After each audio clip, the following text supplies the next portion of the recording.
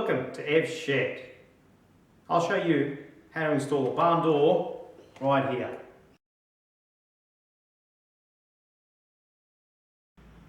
Firstly, measure your door opening and get a door that fits that size.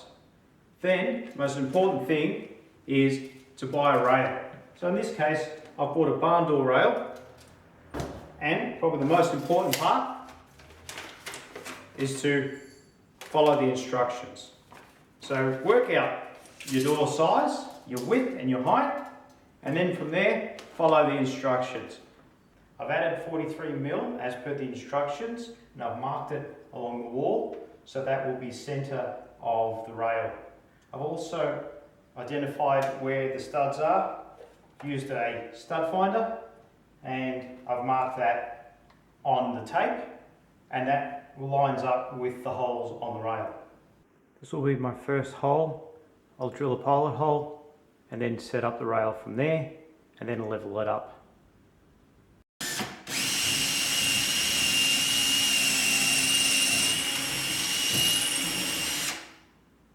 I'll put in my first bolt, I'll level it, and then add all the rest of the bolts in.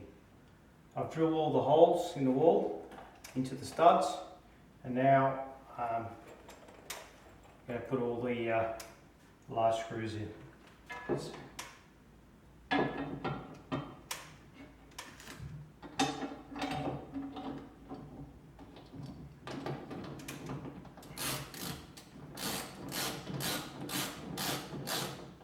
I'm going to fit them all in, and then I'll tighten them all up.